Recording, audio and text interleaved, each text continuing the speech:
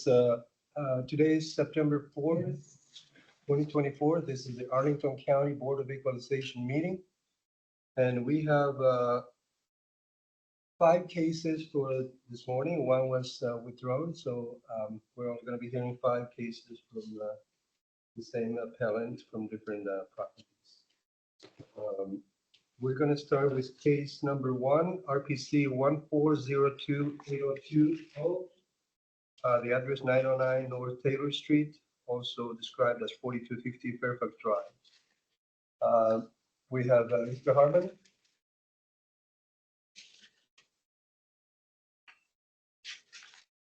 I think you're muted.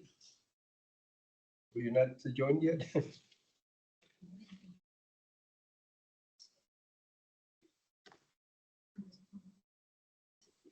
Case number 156. Yeah. 156. Write these numbers down because everything else listed by the RPC. Yeah.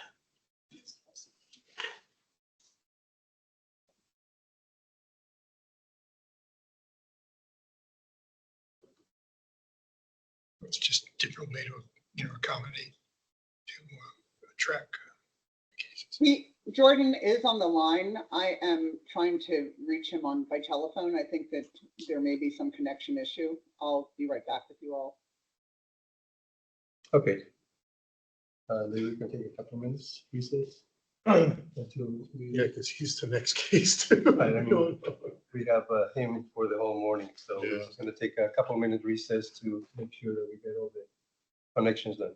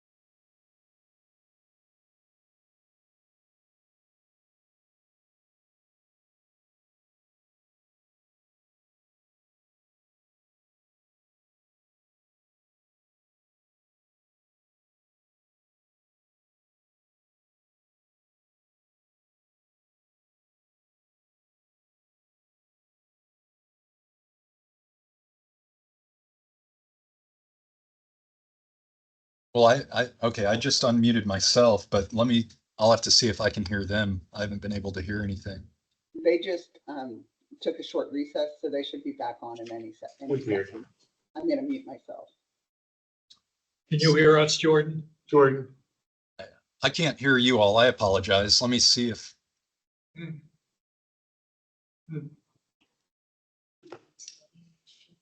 That's just so. Last 2 years she spent traveling around working in the Mediterranean. Okay. Can you all hear me? Just barely. The sound dropped. Very low. Okay, is that better? Ah. Okay. All right. Sorry about that. I couldn't hear you all, so I didn't know you were waiting on me. I apologize. That's okay. We'll go back then. We're starting with case number 1, RPC 1402820, 909 North Taylor Street. And you can start with your 8 minutes, Mr. Harmon.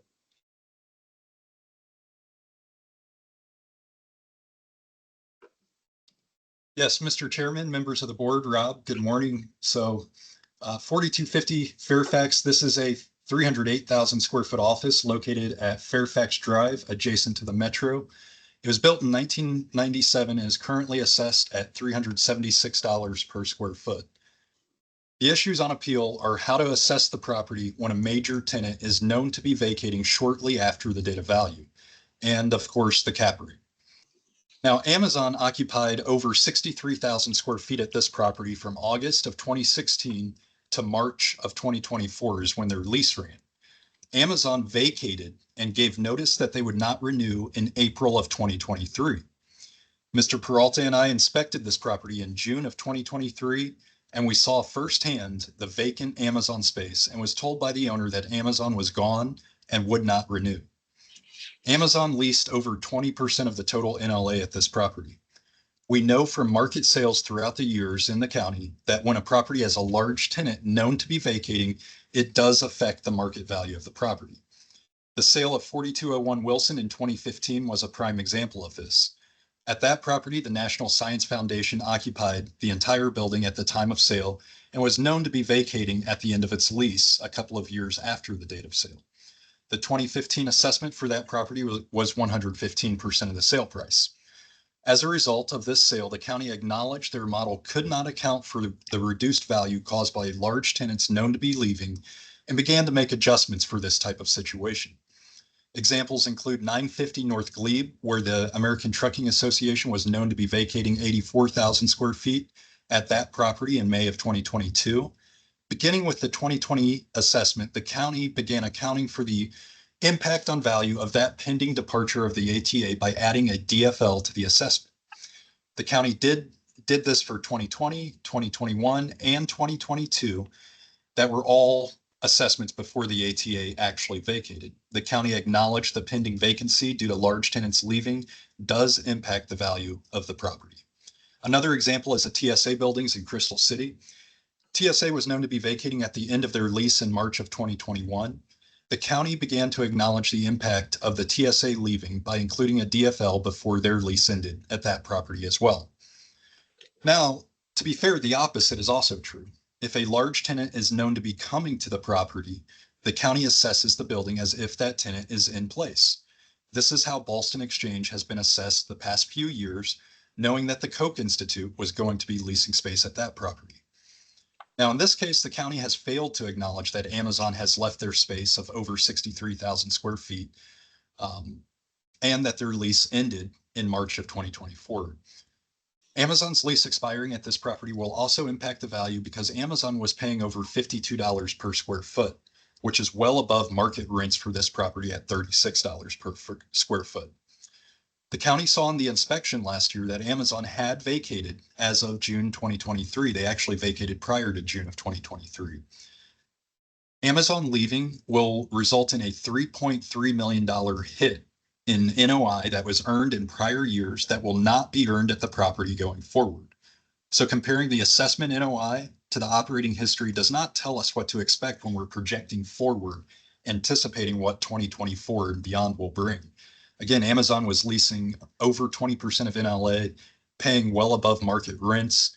With them gone, NOI is going to take over a $3 million hit at this property. So we've proposed two alternative valuation methods to account for this impact that Amazon leaving will have. The first value we've proposed imputes Amazon's above market rent as if they will occupy the space for the entire year and includes a DFL for this space that we saw was vacant as of last summer.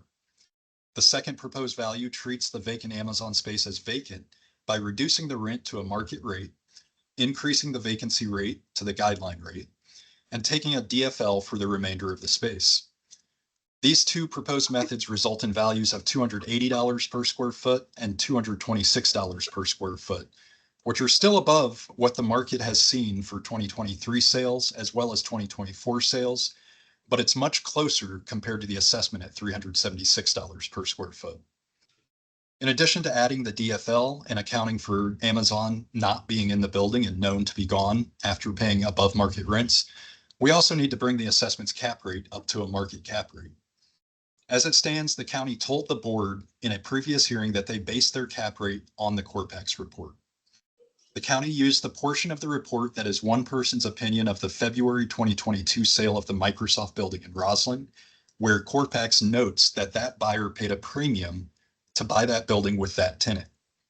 At a minimum, we should look at the full Corpax report that the county stated they relied on. If we do this, we'll see that the appropriate cap rate to use for this property is the other sale in the report's range. That sale was 1776 Wilson, which occurred in October of 2022. That property was 85% occupied, so better occupied than this building. It was a 2022 build. The Corpax report stated that the cap rate of that property as of January 1, 2024 is over 9.5%. So looking at the Corpax report that the county told us they relied on to create their cap rate for this property, we need to look at the two sales that they cited, the Microsoft building and 1776 Wilson, and see which one's more comparable to this property. Clearly, 1776 Wilson is the appropriate comp to use. Now, as a final note, it appears the assessor states that he credited Amazon HQ2 with additional vacancy deductions for the full year on the account of Amazon leasing space at this property for 3 months of 2024.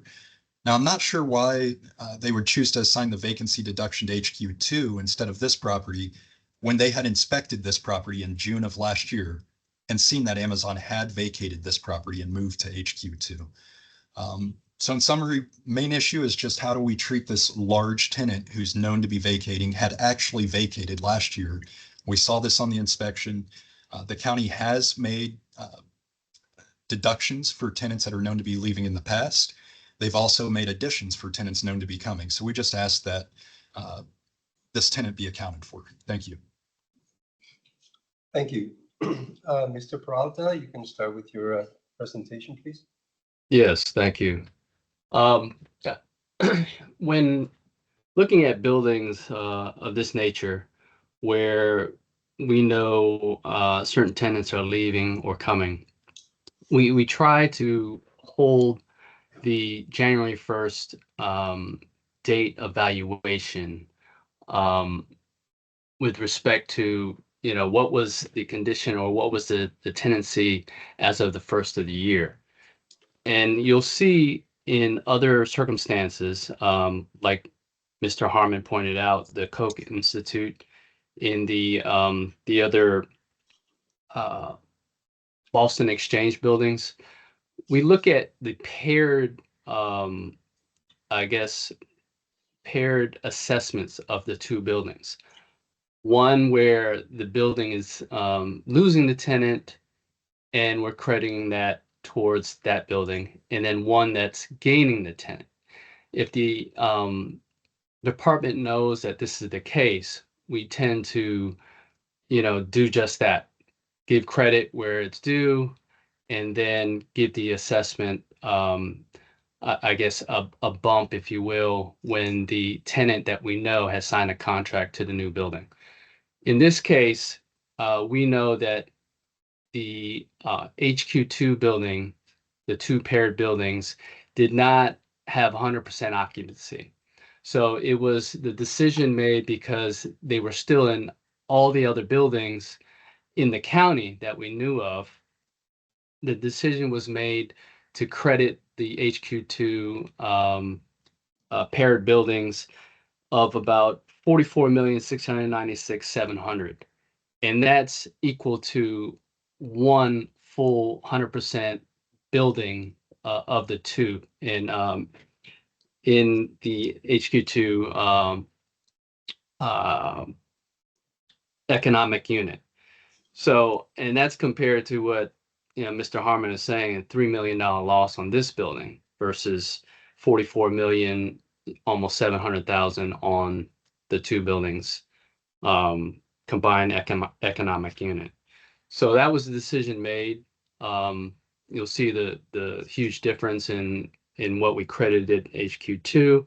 That went before the board, and the board confirmed that the assessment for that property was equitable. Now, in this case, you know, I do not recall Mr. Harmon stated that Amazon HQ2 was, you know, gone from this building. What I do know for a fact is that, you know, the lease expired in March of this year.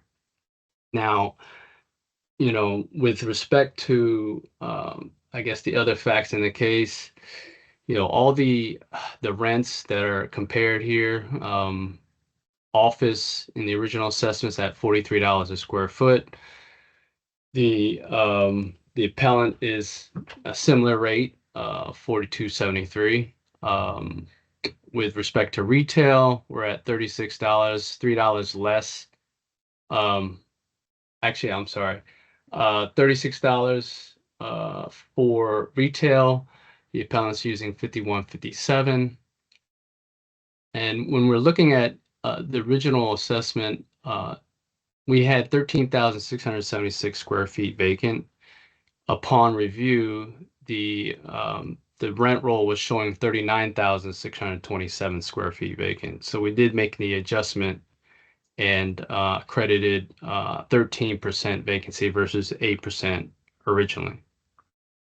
With respect to expenses, we're at 9.25, and in the test, we actually added 25 cents to that to kind of meet or exceed what was reported in 2023, column E at $9.18. With respect to the expenses, I'm sorry,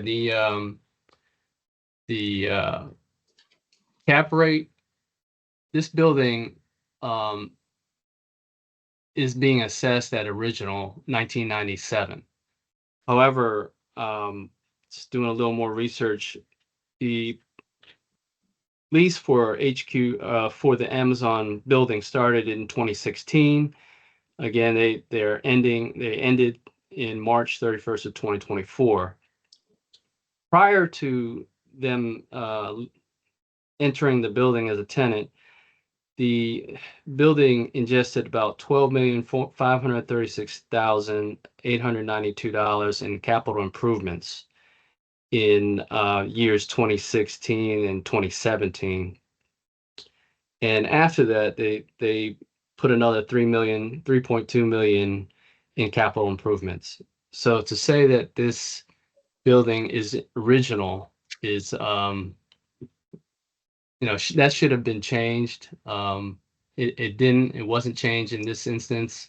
Upon review last year after inspection, it should have been, but the current cap rate is that of a 1997 building. So with respect to the cap rate, I think that is higher than what other buildings of this that have improved their property should have been. Again, CoStar is the asking rents for CoStar is $36 to $47 a square feet. We're using the low end at $43 a square foot.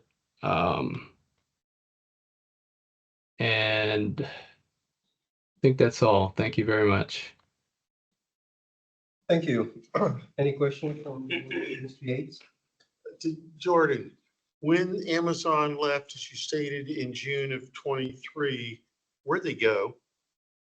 I believe they went to HQ2. I believe they left in April of 23. We inspected in June of 23, and we saw their space, and it was all locked down and completely vacant. They just had old desk and cabling, and but long answer short, I believe they went to HQ2.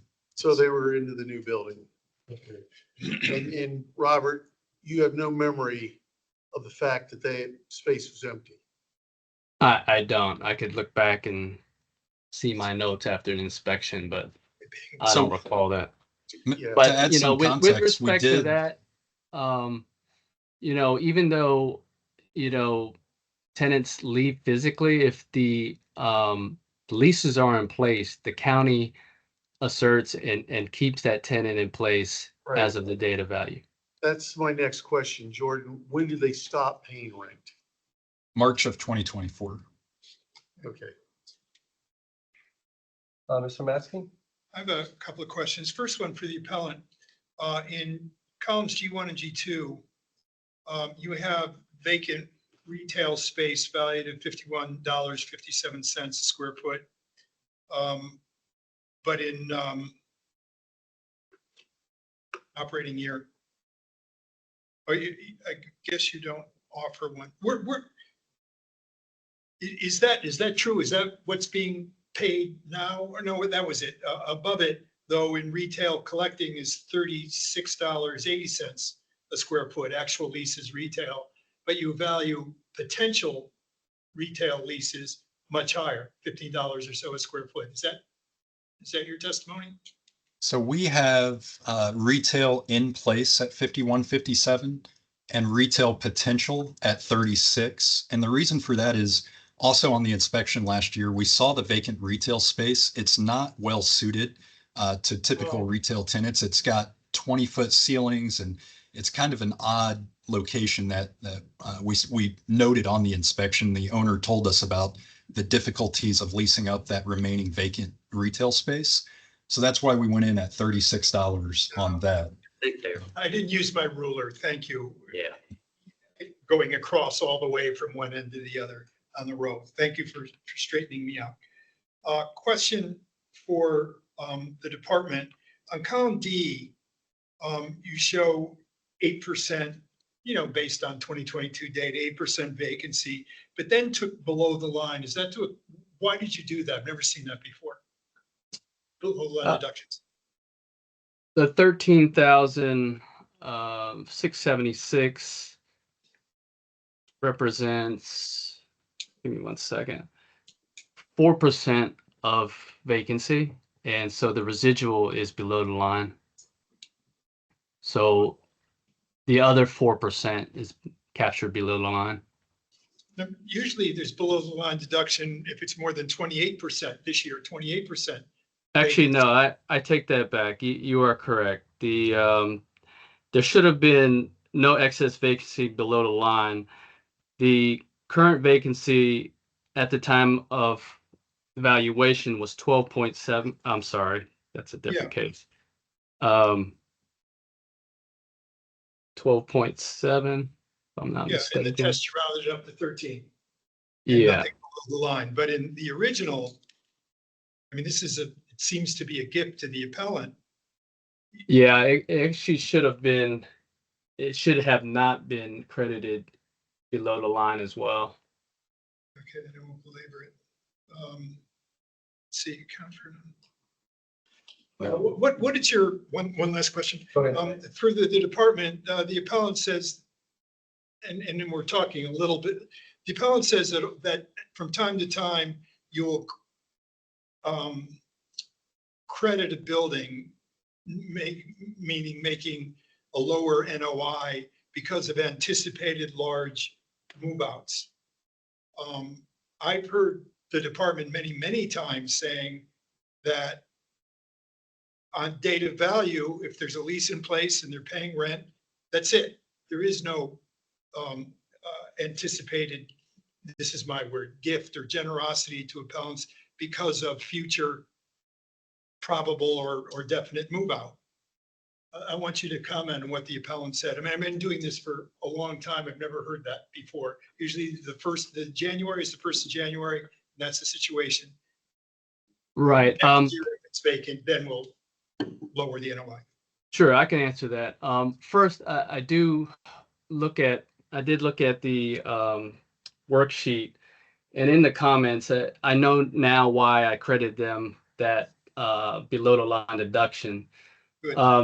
At the time of the evaluation, I credited 13,676 square feet vacant, but allocated excess vacancy for the square feet terminating March, April of 2024. So although we did credit HQ2, we do credit this building for HQ2 leaving. And I've never, which is exactly what the appellant said. It's just below the line. Yeah, below the line. We'll talk about it. All right, okay, thank you. Mr. Yates, you had a question? No, that was along the lines I was looking for. Okay, yeah, that's pretty much the only question I had to Mr. Peralta. Why was it credited? I guess based on the square footage, it was credited before it was known that they were going to be vacating. But it shouldn't have been. No, it was known they were going to be vacating. They just hadn't vacated yet. Okay. Any other question? Never seen that before. Mr. Lawson? Yeah, well, That's a good. then why wasn't it done on the test? I'm sorry? So why wasn't the below the line done on the test? Because we credited the 12.7%. So the 39,000 square feet that was reported on the rent roll was credited as 12.7%. Giving 13% leaves no allocation below the line for excess vacancy deduction.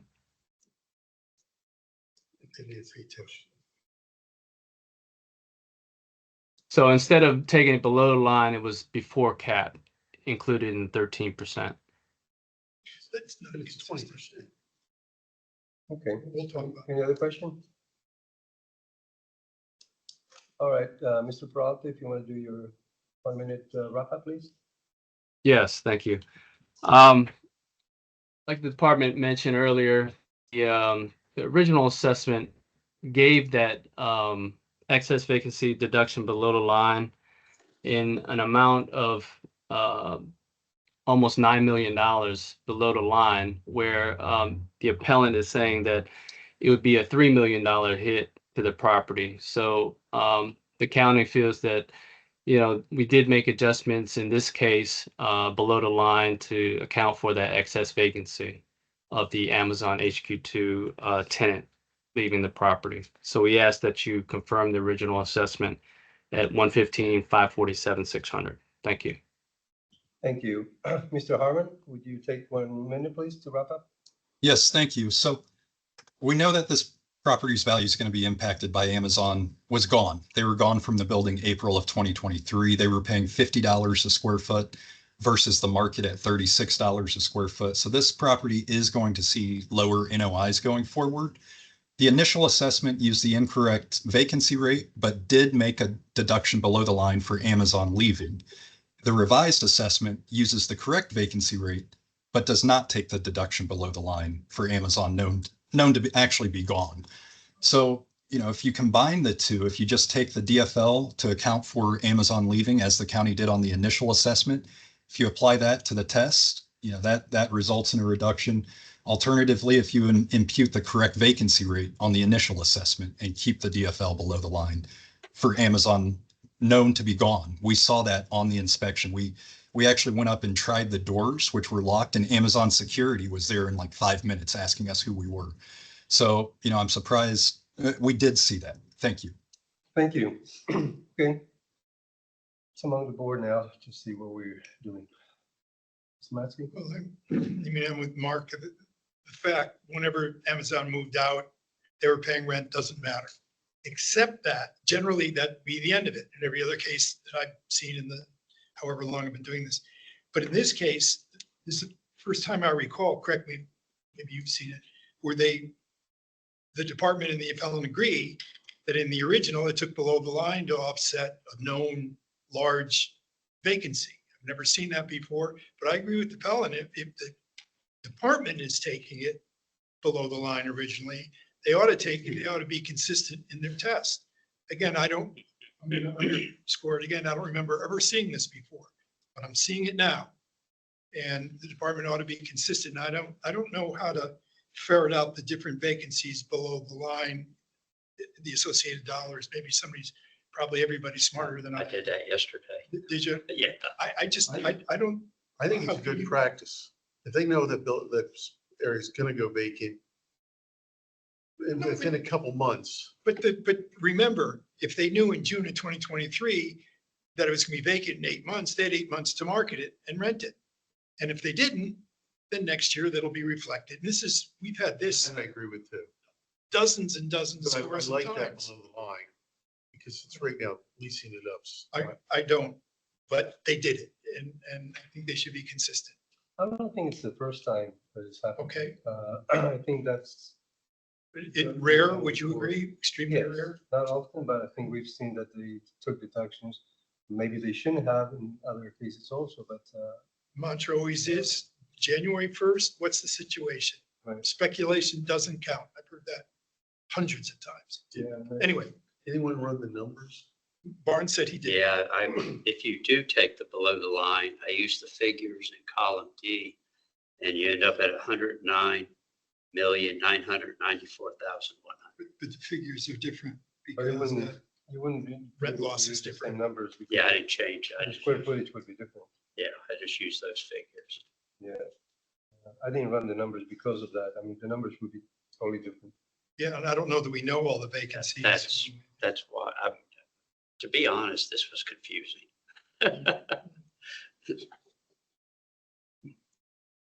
We don't have the number, but we are doing the below the line.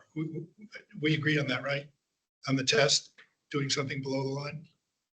I think we should. What's that? I wasn't really in favor of making any changes because I thought the original assessment was already a low one to begin with. I mean, they use rates that are much lower than the town is using also for. Yeah. That's, And, you know, that NOI is just lower than what they came up with. Yeah, that's the first thing I consider. Let me ask a question. This is procedural. If we have a 3-to-1 vote, does it fail? No, I mean, passive. So it's a majority of the quorum, not a majority of the board. Yeah. Oh, yeah, that's right. Okay. we don't have a number. Yeah. No, we don't. The only thing that I would suggest, if you want to use numbers that are very close, what the appellant used in their column, I guess, that's based on 23,000 square feet. So I don't know how much that amounts to, but G1 you're talking about? no, I was looking at G2. Well, they were 28%, Oh, yeah, yeah. I guess G1. which may be true G1 on and April 1st. G1 and what this the department has is, they're very close. I mean, if they had 20 minutes, you might be able to run all these numbers, but Right. I can't do it under pressure. Time Yeah, pressure. if you look at each individual line, they're pretty close to what the county had initially too. On G2, G1. 2,000,048,49 versus 2,000,058. As the numbers are close. 2 million, what row are you I'm talking looking about? at each individual line item under below the line. Oh, Yeah. Based on the NOI, I mean, it all gets pretty close. Not exact.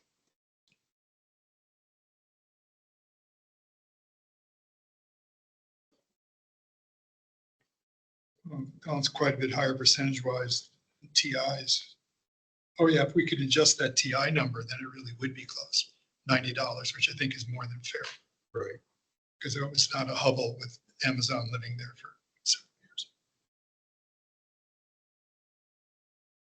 I mean, you're pretty much looking at around $9 million deduction, in other words.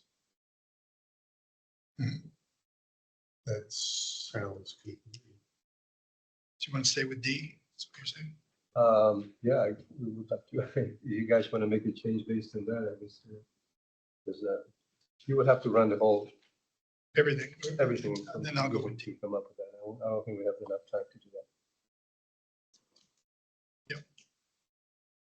Mark, you good with D? Yes. Mr. Barnes? Want me to make a motion? I'll go ahead and make a motion that we reduce the assessment to 109,994,100 base. You got a question? Yeah, I was surprised. I thought you were going with D as it was. I thought, Oh, sorry. because bring it from D to the test is So we're clearly going, wrong. so the consensus is to not change the assessment. Isn't that right? Well, now let someone else make the motion. Okay. We had a motion to make a reduction by Mr. Lawson, that is being withdrawn because of, it's not going to be supported. So do we have another motion? I move that we Confirm. confirm the department's assessment of $115,547,600. We have a motion by Mr. Maskin to confirm the assessment at 150,547,600. Do we have a second?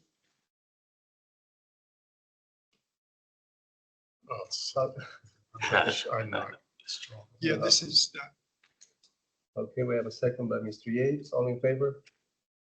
Aye. Against? Mrs. Larson? no Yeah. problem. So the assessment is being confirmed at 115,547,600 by a vote of 3-1.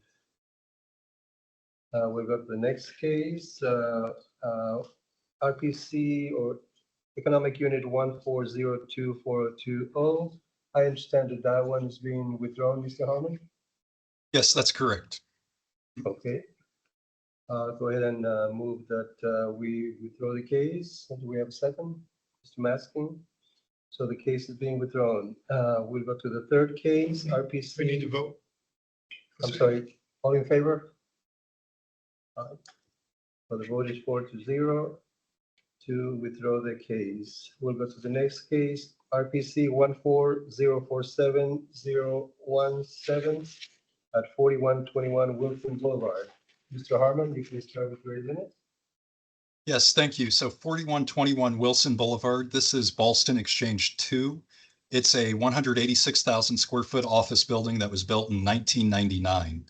The issues on appeal are the vacancy rate, the operating expenses, and the cap rate. For the vacancy rate, this property was 16.5% vacant as of January 1st, 2024. The DREA commercial guidebook states that properties with greater than 13% vacancy and up to 18% vacancy are to be assessed at an 18% vacancy rate. The assessment for this property only uses a 13% vacancy rate, which is not uniform with all other offices in the county.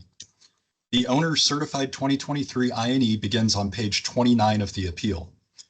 On page 30, you can see the owner states 30,628 square feet were vacant as of January 1, 2024, which is 16.5% of the property's total NLA. This same figure of vacancy, 30,628 square feet, 16.5% of NLA, is shown on the owner's rent roll that was provided to the county. This is on page 33 of the appeal.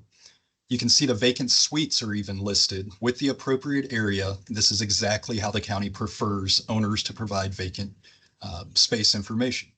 So the owner did provide the actual vacancy at the property as of January 1, 2024 in 2 separate areas of the 2023 INE, which was submitted to the county on 2 occasions. Both figures match the 16.5% vacant. So the question I have is, why does the county assess this property at only 13% vacancy? Now, as best I can tell, the county chose to impute tenants who were not in the building paying rent as of January 1 as actually being in the building and paying rent. It appears this was gleaned from CoStar at some point in 2024. CoStar at some point began showing the property as fully leased, which is then what the county bases this vacancy rate decision on. However, this is, again, contrary to the INE that was filed that includes both the gross or the total vacant space and the rent roll vacant space, which both show 16.5% vacancy. This property may be fully leased and occupied in the near future, but as of January 1, 2024, it was not fully leased and occupied. Now, if we want to adopt the county's logic and include future tenants as in the building on January 1st, when in fact they're not, it's only fair to account for future vacancies from the building as of January 1 as well. National Telecom's lease, they're a large tenant at this property, was set to expire at the end of April. They lease 16% of NLA at this building. Again, if we're being fair and applying consistent logic to the assessment, this space needs to be counted as vacant as of January 1st. As such, we request the appropriate vacancy rate based on the property's actual January 1st vacancy of 16.5% be applied to the assessment. This would be, per the county guidelines, 18% vacancy and collection loss. Next, the operating expenses at the property, you can see on page 3 in columns A, B, C, and E have increased each of the past 4 years as occupancy at the property has increased.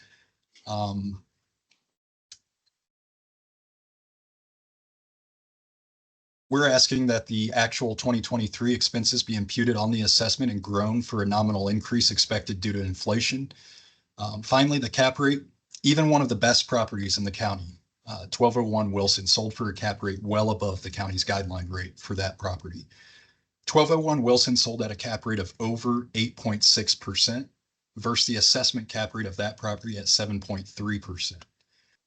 If the county's cap rates cannot even capture the best properties in the county, what chance do they have of accurately capturing everything else? Keep in mind, 1201 Wilson was 98% occupied at the time of sale and was built in 2017. If the county applied their guideline vacancy rate of 8% to that property, that should have given them a cushion to nail the assessment. However, they still missed it by over $34 million. This property, by contrast, is not 98% occupied.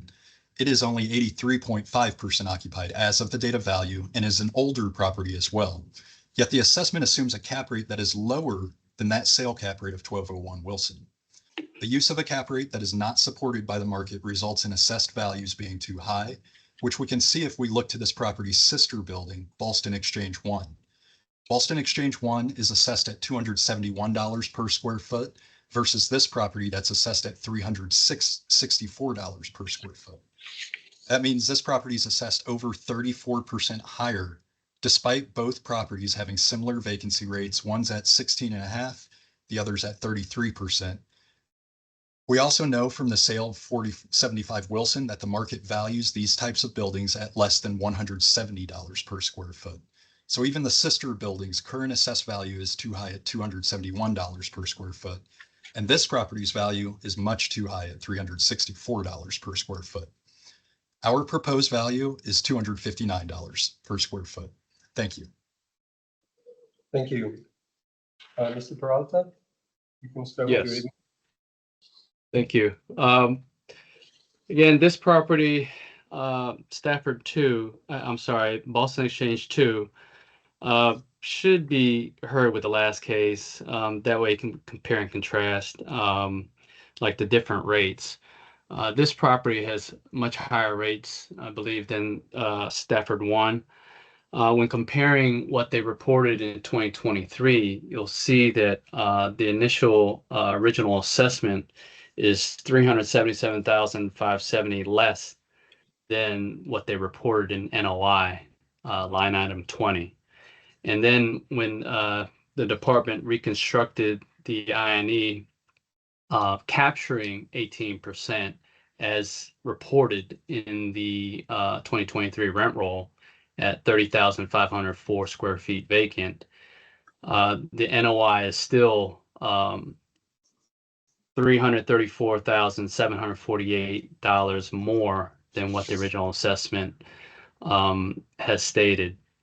So, I mean, you could look at the different numbers and how that ultimately amounts to the NOI, but ultimately we're still 330,000 less than what they reported without the income for the vacant space.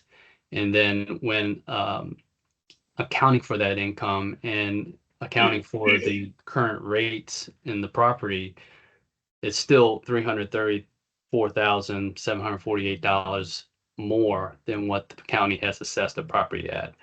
So when looking at the actual vacancy of the property, on page 10 of 47, I included the CoStar report showing that 100% of the property is being leased, and the only square feet that is available is sublet square feet.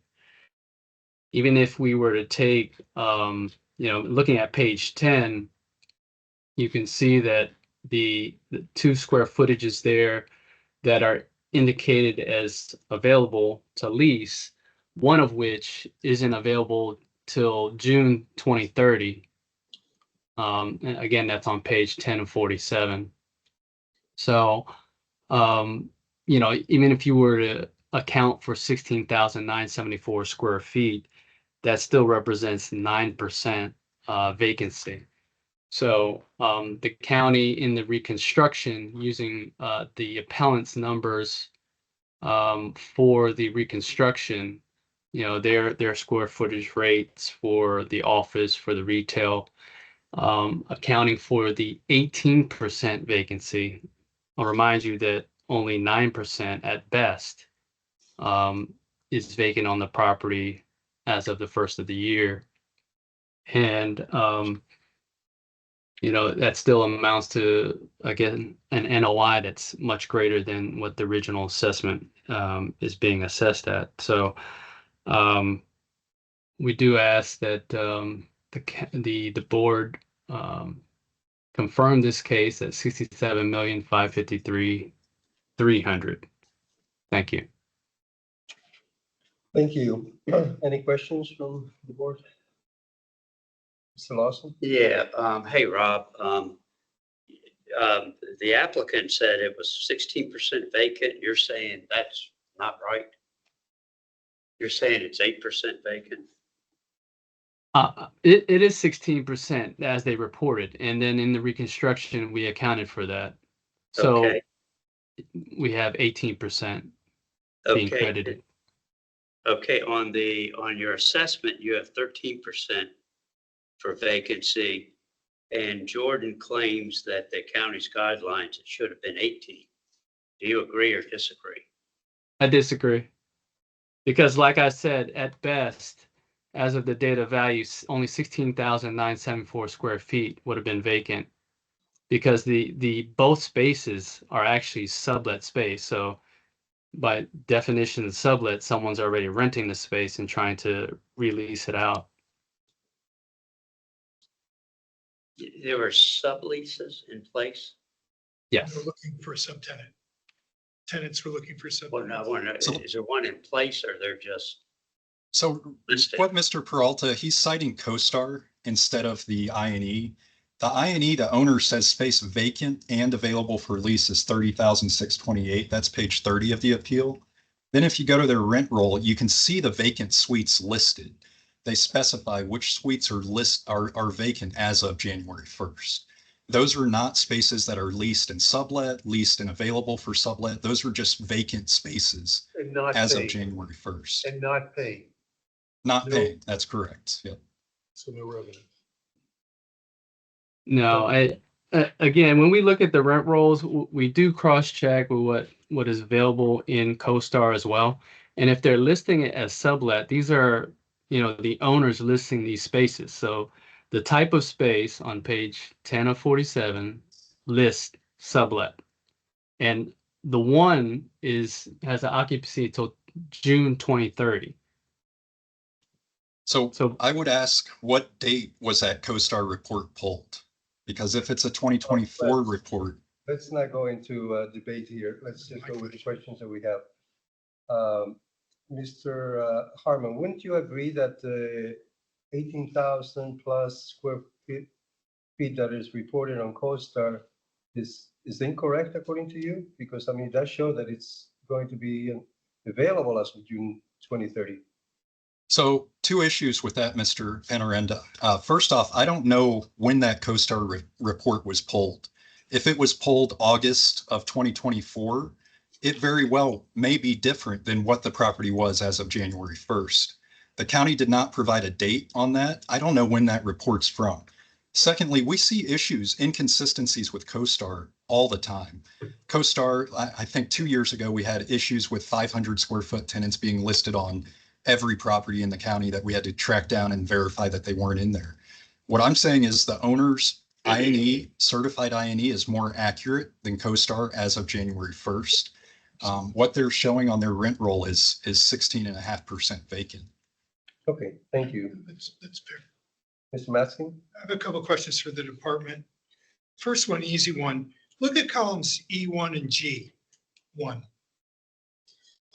They're both, let me state differently. G1, the appellant's pro forma for 2023, was that performed after the data from E was submitted? I never understand the appellant pro forma for the same year as their operating experience.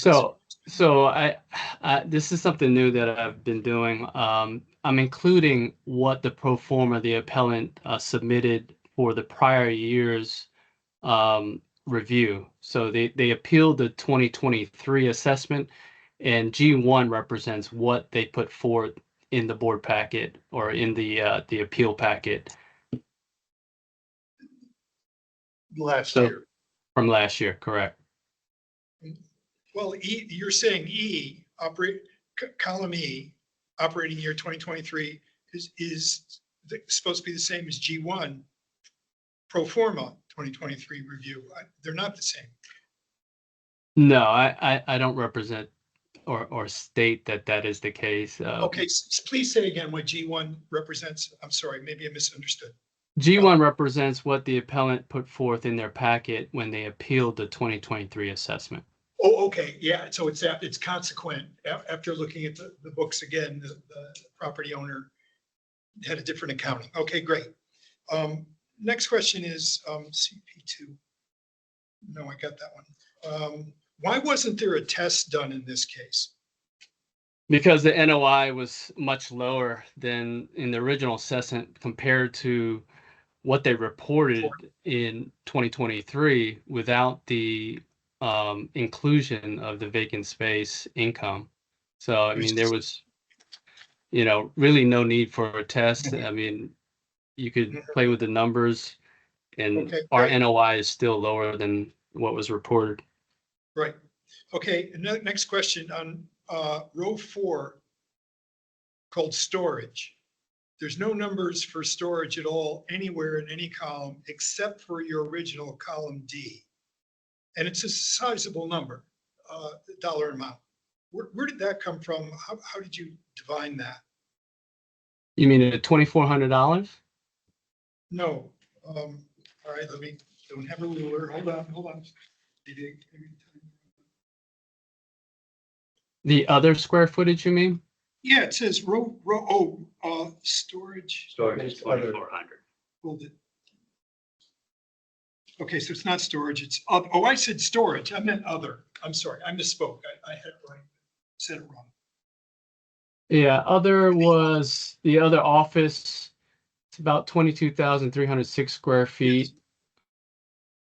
That just is the other square footage on the rent roll that look a little squirrely. So I separated it out to capture what they were achieving based on the rent roll, the 2022 rent roll. In order so that other row 5, row 1A vacant office plus row 1 office all added up to the net leasable area? Is that Correct. where it came from? Correct. Interesting. Okay, thanks a lot. Any other question? No? Okay, Mr. Peralta, you can go with your 1 minute wrap up, please. Yes. Page 38 of 47 has a rent roll showing that Suite 500 has a lease that terminates in 2030.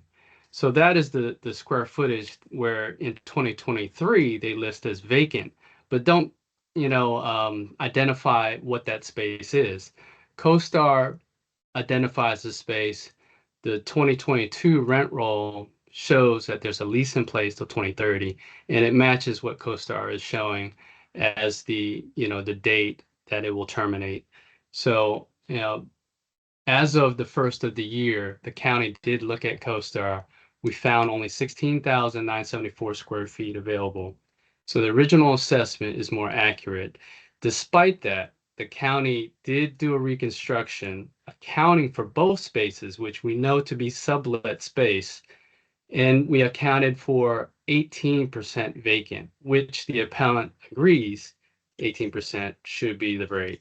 So therefore, even doing both scenarios, the county's assessment, the NOI is again 334,000 less than the reconstructed test, you. if you will. Thank you. Your time has expired. Thank you. Mr. Harmon, would you go with your 1 minute wrap up, please? Yes, thank you. So I'll just direct the board's attention to page 38. That's the 2023 rent roll as of the date of value. I'll just read through the suites. We're not including the future sublet space. Suite 102B, 1,778 square feet vacant. Suite 400, 18,525 feet vacant. Suite 901, 3,783 feet vacant. Suite 1100, 15,565 feet vacant. Altogether, those add up to 39,651 square feet vacant. That's not leased and available for sublet in 2030. Don't confuse what a mid 2024 CoStar report says about the January 1 rent roll.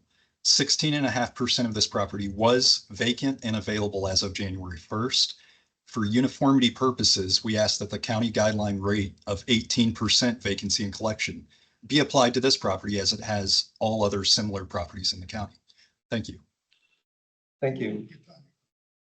Okay, it's among the board now. This is surprisingly like the last case. There should be a whole much more math going on here in a test. Can I, Okay.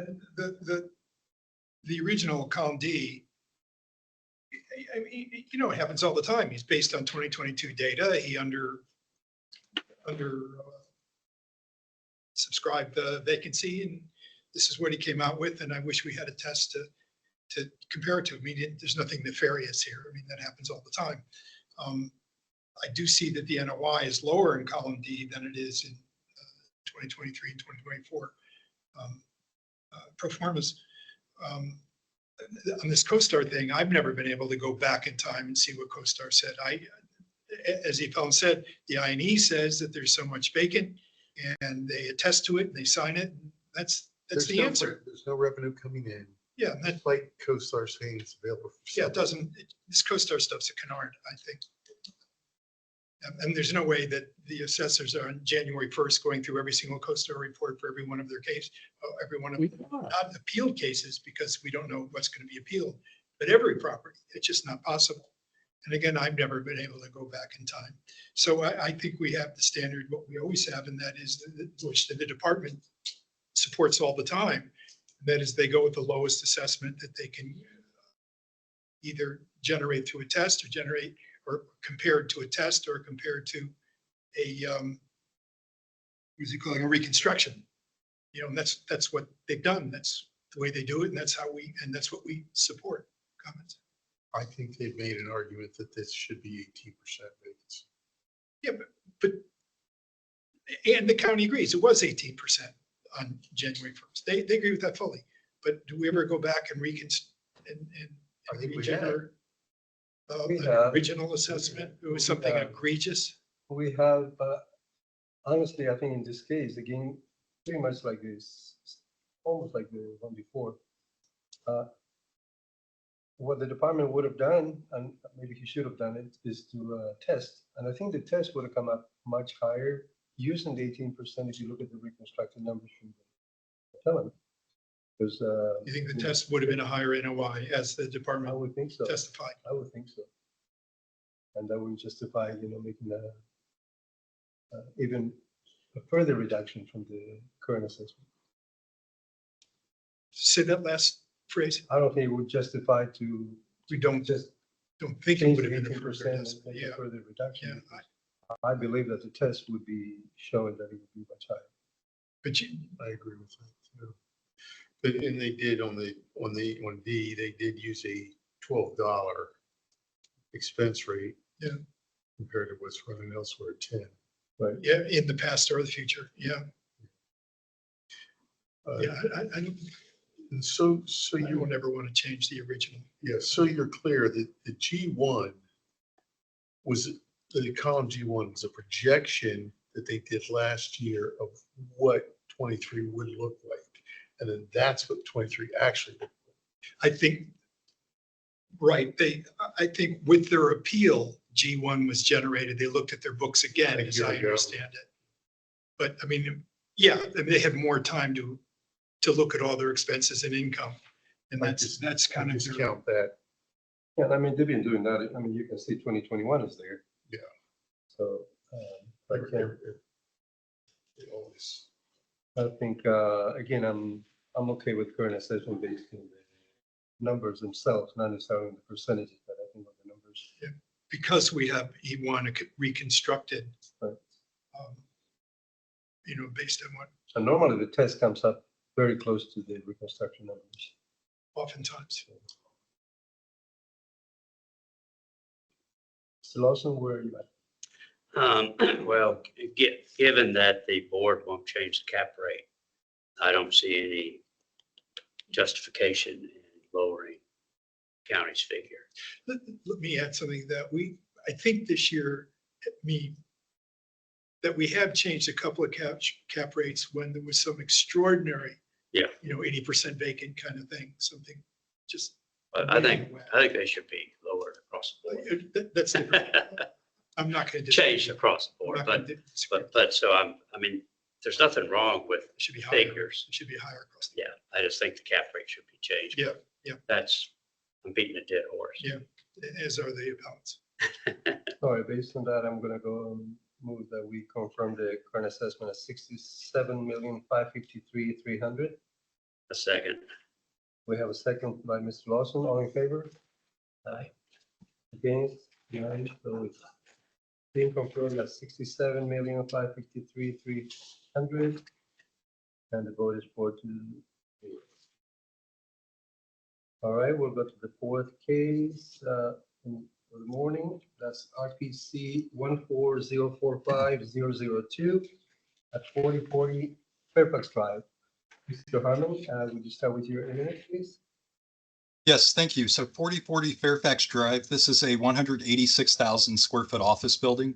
It's in the shadows of the J Soul Apartments next door, right there at Fairfax and Quincy. This property was built in 1966 and was 27% vacant as of the date of value. Now, the primary issue on appeal for this property is the cap rate. There were multiple sales of similar properties in Arlington County in 2023. The county did not analyze these market sales or apply any of the market data that could be gleaned from these sales to create the 2024 guidelines. These comparable sales, 4601 Fairfax Drive, just a couple blocks down the road, that's a newer building built in 1986 that sold in August of 2023 for just over $100 per square foot. 1616 North Fort Myer, that's also a newer building built in 1975 in Roslyn that we heard from the owner last week sold in the fourth quarter of 2023 for only $83 per square foot. The subject property is a 1966 building that is currently assessed at $245 per square foot, or triple what the sale comp at 1616 Fort Myer sold for last year.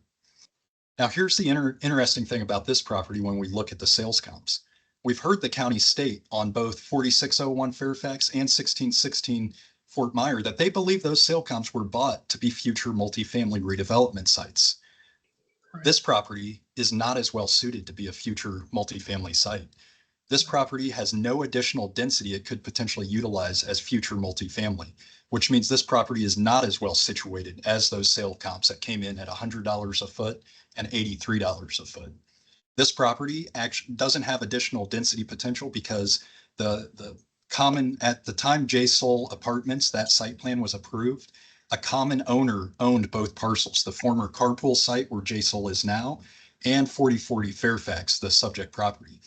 In order to get the density to build J Soul Apartments, the owner took density from this parcel and applied it to the carpool parcel. So this property, if it is going to, at some point in the future or be bought for multifamily redevelopment, it is limited in how much density it can build because it already gave that density to the J Soul Apartments. So again, how does that compare to the 2023 sale comps to this property? Those sold again for $100 a foot and $83 a foot, yet the current assessment is over $240 a foot. This property is not as attractive as the other sale comps due to its age and due to the fact that any additional density was applied to the development of the J Soul Apartments next door. Additionally, it is well known in the market that this property's largest tenant, Marymount University, will vacate at the end of their lease to go to their new building on Glebe Road. This is 20% of NLA leased at an above market rate that no potential purchaser would ignore when valuing this property.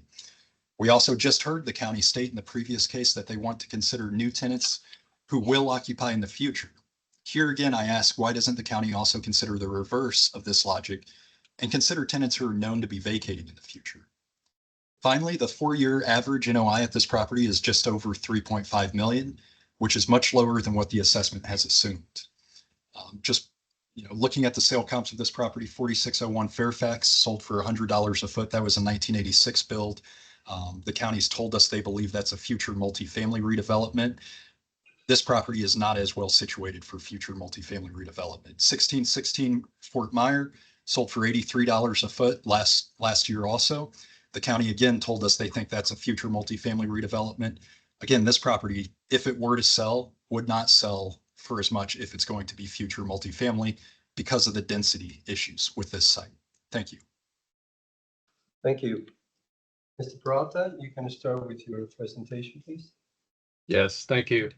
For this case, I'd just like to clarify a few things. The county does every year when assessing each office property, look at CoStar, look at what's available for the square footage, and cross-check that again with the most recent I&E that was submitted. So, just to say that it's impossible, it is being done every year. And so we look at the potential of what it may be. We're often on, very conservative as far as what that potential vacancy in the property would have been as of the first of the year, just looking at different things, looking at the expiration dates on each of the leases, especially when they apply for when they contest their assessment on the previous year. We look at that rent roll, we look at what was found during the the valuation, and see exactly the different points that the appellant's pointing out. So, if you look at column G1, they're only saying only 47,869 square feet would be vacant based on the rent roll, based on the lease expirations. The county is in the original assessment assessing the property with 50,273 square feet vacant. In addition to that, the below the line deduction for the original assessment used 59,253 square feet. So there was an additional, let's say 9,000 square feet accounted for below the line. And that's where you see that there's a excess vacancy deduction below the line. If you compare column D to column G2, the appellant's pro forma, they are not putting anything below the line. So that kind of explains and shows you that, we're being conservative. We did estimate a higher percentage of vacancy for this property. And, we end up, based on the 2023 rent roll, being lower than, or actually spot on with what we initially thought the vacancy square feet would be, but then took an additional 1.7 million below the line where it shouldn't have been taken off. So even with that, you're looking at the NOI collectively in the original assessment of being lower, $573,718 less than what they reported in 2023. Without the inclusion of the income for the vacant square footage. And then with the vacant square footage income, $524,309 less than the 2023 reconstructed E1 column. And that's using the maximal 28% vacancy that we know the vacancy is 27% vacant versus the original assessment accounting for 32% vacant. So, looking at all the other columns and looking at, even the appellant's pro forma, the NOIs are there, 3.8, or 4.3 if you look at the reconstruction, which it should have been. Given all the per square foot rates that the agent uses. He's actually using 75 cents more per square foot for the leases in place. The county is at $37 and they're at $37.75. The Eagle Bank, we captured at $60 a square foot. They're using $63.69. So all the, different variables in our assessment are much lower than what is actually there in the property. So we do ask that you confirm the original the original assessment. Our NOI is lower than the past 2 years, NOI. And again, the appellant doesn't disagree with that. It should be a lot more actually when you reconstruct it and include all the variables that I spoke of. Respect to the cap rate, this building has been approved upon. It's 1966 original built, but the effective age is 1981 that we have on the property through prior renovations. And so when looking at the cap rate, we did look at all the resources available. Corpax was one of the resources. Again, what the county did is adjust cap rates accordingly. And in addition to that, we provided more vacancy deductions that affects the overall NOI and is much greater impact than any below the line deduction. So we do ask that the board confirm this case. Thank you. Thank you. Any questions from the board? Mr. Lawson?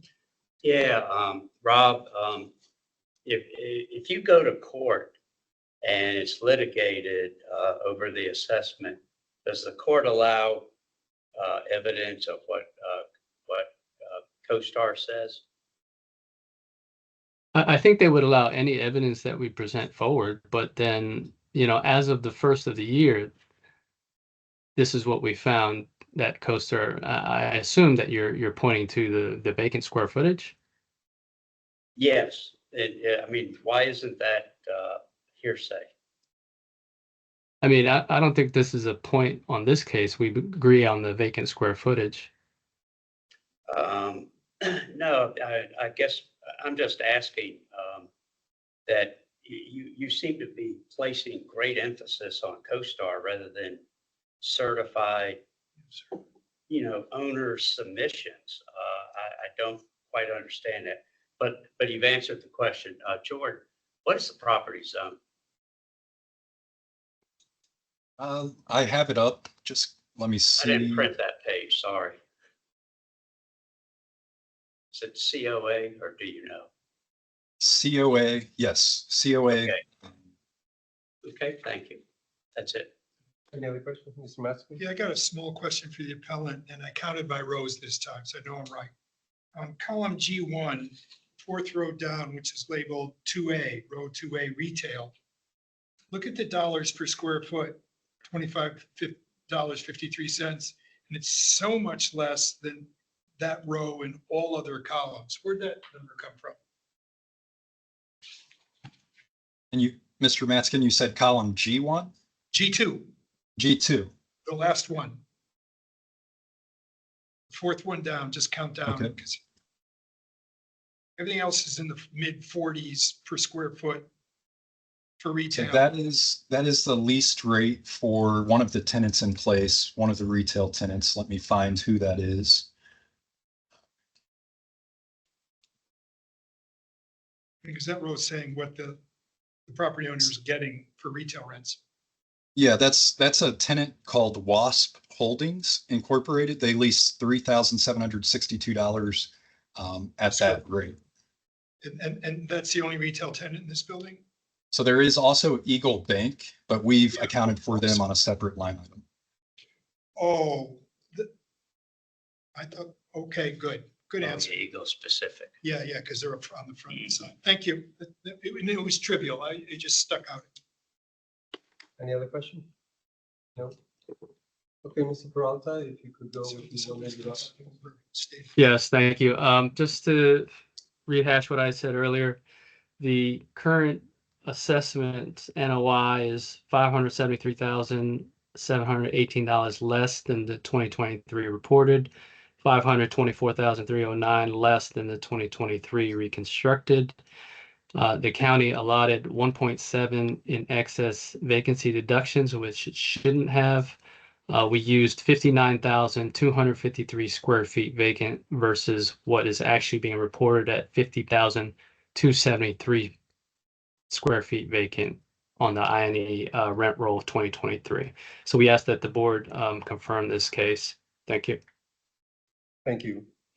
Mr. Harmon, could you take your 1 minute wrap up, please?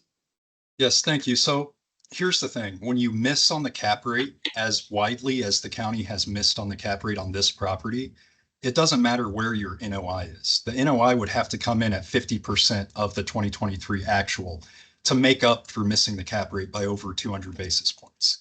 We know this based on sales in the county. We had 2 sales comps to this property in 2023. They were for much, much lower than this property is assessed at. How they missed it is they didn't consider those sales. They did not look at them. We've seen them argued in front of the board that those sales weren't good sales. We know they were. They must be considered. We heard Mr. Peralta state he relied on Corpex. They relied on one small part of the report. They didn't look at the whole report. If you look at the whole report, you'll see that the appropriate comp would result in a cap rate of 9.6% for this property. And that was a better occupied, much newer building in Courthouse. Thank you. Thank you. Okay, it's among the board now. Where do we go? I'll share one thing. I don't know how dramatic this is or whether this really impacts value a whole lot, but the county has changed the way it does bonus density. And I think that, should someone want to tear this down and do residential, you can now get almost unlimited bonus density if you do affordable housing. So I think what Jordan said was accurate at the time of zoning, but I don't know that it is necessarily accurate at this time. And then the other thing, Affordable, entirely affordable? no, you would, it would be 1%. Yeah. Yeah. Just like usual. Yeah, so for what that's worth, I wanted to Yeah. share that. I was thinking about that. I mean, the 2 sales up the street, 4601, and it's a big property. It's also combined with the Holiday Inn. And the 1616, right by Metro and Roslyn, 1616 Fort Meyer. Yeah, They were sold as tear downs, but with lots of potential to build lots of stuff and get lots of revenue. And I was thinking, and this one's encroached with the caveat of what you just said, that maybe there's a way to get around the encroachment on density. But I think we have a long history of not value. And so I very, very parsimoniously just added 50 basis points to the 8.2 given in the original column, just to see what would happen. But I thought about the fact that we don't value stuff on its potential. It's limited, or it's not, maybe it's Lawrence speculative. is usually right. Speculative is a better word. And we just don't do that, even though, again, the comps that the appellant provides are really relevant if we did, and we don't. Well, right now, Ken, even residential is not going forward. And people like John Shushan tell me they just can't make it work. The only project that I know of that's going forward, and they're really pushing very hard to get going, is one where they're reusing the garage. So they tore down a hotel, kept the garage in place. They're using the garage. So all they have to do is stick build above. Yeah. So why doesn't, but the first thing you said was it's not working. They're not going ahead with residential. What's not working? Because of the interest rates and the Oh, cost of materials and people just aren't going forward right now with residential. Even with new residential, they're just not. So you're saying maybe that's one of the reasons why the 2 sales comps that the appellant brought up would be down so low, because interest rates are so high. Could be. Yeah, but it's still speculative. It is. I think anything that might happen in the future, it's like you say, we don't really. We have a long history of ignoring that.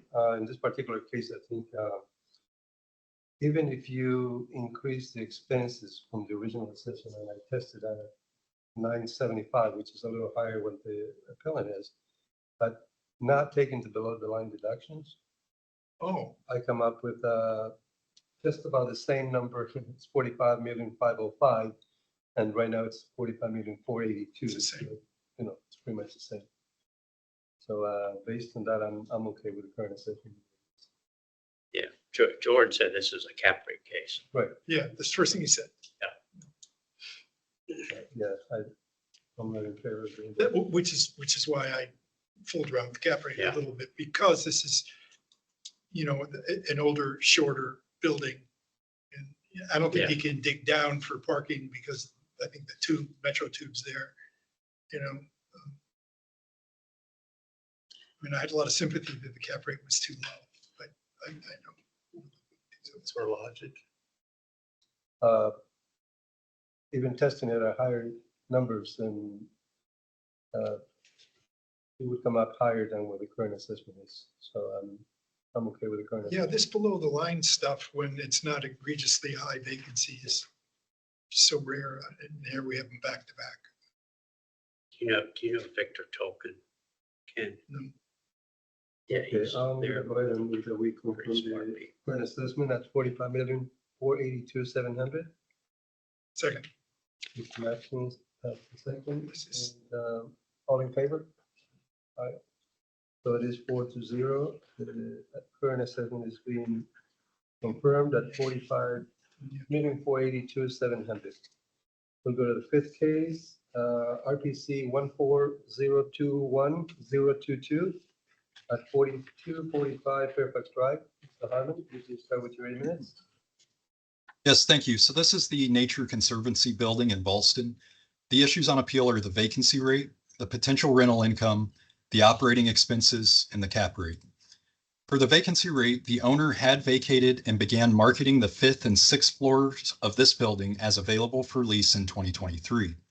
Now, Mr. Peralta and I inspected this property twice over the past couple of years, first in August of 2022, again in July of 2023. At both inspections, the vacant space on the 5th and 6th floors was communicated to the assessor, yet we see that that info has not been taken into account on the test column. Adding these 2 floors as vacant, which is confirmed by the assessor's CoStar printout on page 7 of the appeal, means that the total vacant space at the property was 33%.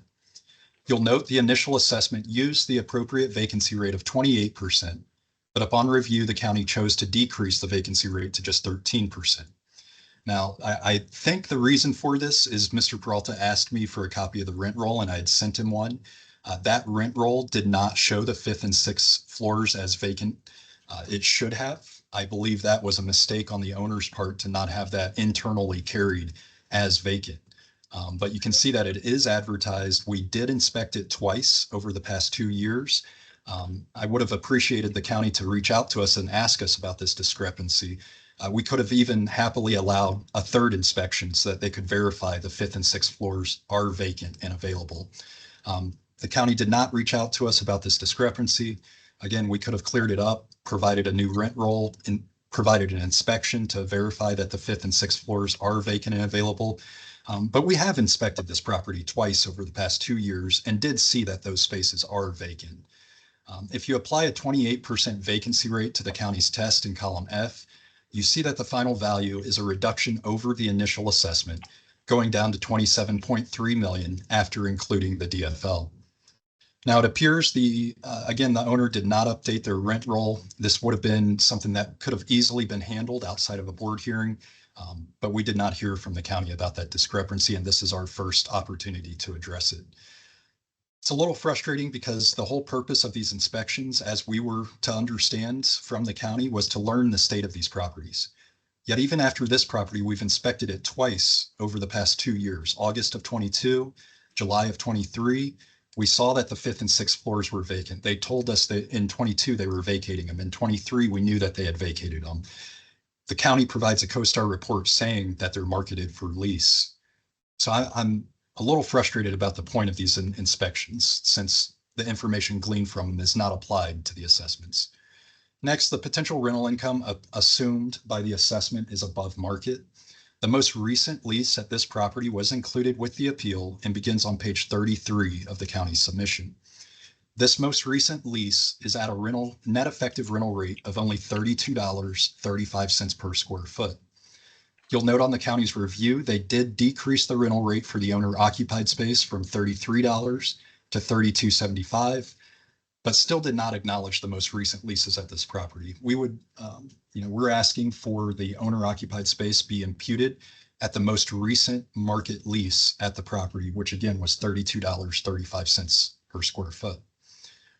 Next, the assessment imputes operating expenses that are well below what the property has actually incurred each of the past 2 years. The county test does not increase OPEX, or the county test does increase OPEX to the 2023 rate, but this is also against the backdrop of changing the vacancy rate, which knocks out any reduction. If we apply the county's test OPEX to the initial assessment, we see a value of $26.4 million. And that again is just the 2023 operating expenses being applied. That does not account for any expected growth in the market due to the increase in cost of labor and materials that happens because of organic inflation. Finally, the cap rate again. We've heard Corpex. The county said multiple times they relied on the Corpex report. The part of the report the county chose to base their cap rate for this property on is the Microsoft building in Roslyn. That building, Microsoft had just signed a lease for 180,000 square feet for 10 years. The owner paid a premium for that tenant in the building. That's the cap rate from the Corpex report that the county has based their cap rates on. The Corpex report also supplies other sales and other cap rates. One of those that he provides is 1776 Wilson. That's a 2012 build. It was 85% occupied at the time of sale. Corpex concludes the cap rate on that sale was 9.6%, over 9.6%. So, a simple litmus test to see if the Corpex cap rate that the county used is accurate is simply, does Microsoft occupy 180,000 square feet at this property? If the answer is no, then it's probably not an accurate cap rate to use. As such, we should look at the other sale that the Corpex report provided. 1776 Wilson, again, 85% occupied at sale, built in 2012. That one, the cap rate was over 9.6%. But again, the main issue here is the owner occupied space that we inspected on 2 occasions over the past 2 years. It's listed as available and marketed on CoStar. It does appear the owner had not updated their internal rent roll. The building is, it's primarily owner occupied. So that's, makes some sense when you look at it from that perspective. They're not updating it as regularly as somebody who's multi-tenanted would. But again, Mr. Peralta and I did inspect this property twice over the past 2 years. We would have been open to another inspection this year had one been requested, but that 5th and 6th floor space is vacant and available for lease. Thank you. Thank you. Mr. Peralta, could you go with your 8 minutes? Yes, thank you. For this property, again, I just want to go through the motions of how we actually value this property. We look at the previous review that was submitted in 2023. And if you look at column G1, they anticipate this property to only have 10,791 square feet vacant.